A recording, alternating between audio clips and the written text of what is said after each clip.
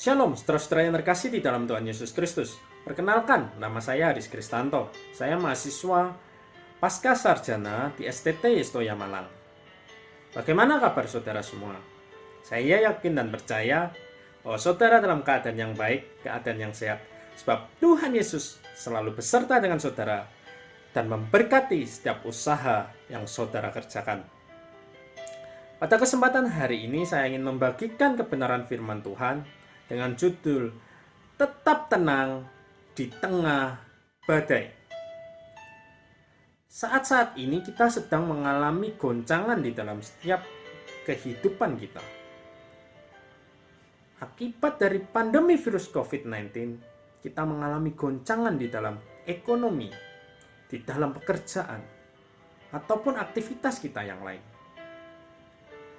Yang terpenting bagi kita adalah tetap tenang. Jangan takut. Hanya dengan ketenangan di tengah badai ini, kita dapat berpikir jernih. Kita dapat menemukan ide-ide yang baru untuk mengerjakan apa yang telah Tuhan berikan di dalam hidup kita, sehingga kita bisa menang atas badai itu. Lalu bagaimana caranya kita bisa tetap tenang?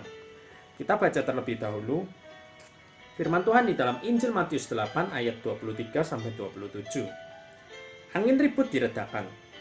Lalu Yesus naik ke dalam perahu dan murid-muridnya pun mengikutinya.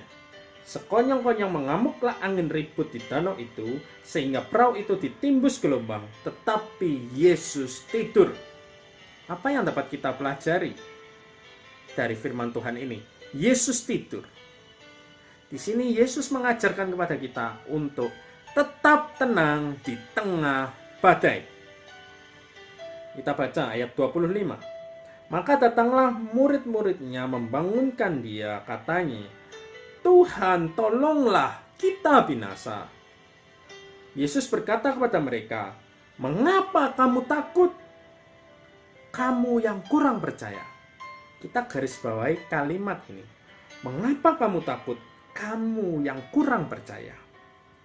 Lalu bangunlah Yesus menghardik angin dan danau itu, maka danau itu menjadi teduh sekali.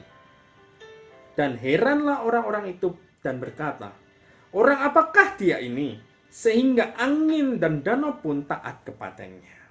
Berbahagialah orang yang membaca, merenungkan, dan melakukan firman Tuhan di dalam kehidupannya sehari-hari. Di sini Yesus mengajarkan untuk tetap tenang di tengah badai. Yang terpenting pertama kali kita ketahui yaitu ketenangan itu akan hilang ketika ketakutan itu datang di dalam hati kita. Lalu apa penyebab ketakutan itu? Ayat 26. Mengapa kamu takut? Kamu yang kurang percaya. Penyebab ketakutan adalah kurang percaya pada Tuhan. Apa yang membuat kita seringkali kurang percaya kepada Tuhan? Akar dari ketakutan adalah kurang percaya. Akar dari kurang percaya yaitu kita belum mengenal dengan benar siapa Tuhan Yesus di dalam hidup kita. Pertanyaannya, apakah kita sudah mengenal Tuhan Yesus Kristus di dalam hidup kita dengan benar? Ataukah kita hanya menjadi pengikut seperti yang dilakukan oleh murid-muridnya? Murid-muridnya sudah melihat mujizat kesembuhan yang Tuhan Yesus kerjakan. Namun ketika badai itu datang, mereka kurang percaya. Artinya apa? Mereka hanya mengikut Tuhan Yesus tanpa mengenalnya lebih dalam lagi. Oleh karena itu, kunci untuk kita bisa tetap tenang, yang pertama yaitu mengenal Tuhan Yesus dengan benar di dalam kehidupan kita. Melalui apa kita mengenalnya? Melalui kebenaran firman Tuhan yang kita baca setiap hari, melalui saat teduh, mendengarkan khotbah, kita beribadah pada Tuhan, dan yang terpenting yaitu kita melihat dan merasakan secara pribadi pertolongan Tuhan di dalam setiap langkah kehidupan kita. Itulah yang membuat kita semakin mengenal akan Tuhan Yesus Kristus. Dan kita tidak boleh berhenti hanya mengenal Tuhan Yesus Kristus, namun kita harus percaya 100% kepada Tuhan Yesus Kristus. Jangan setengah-setengah. Jangan 90%, tapi 100% kita harus percaya pada Tuhan Yesus Kristus. Dari firman Tuhan ini, kita dapat mengenal Tuhan Yesus secara benar. Siapakah Dia?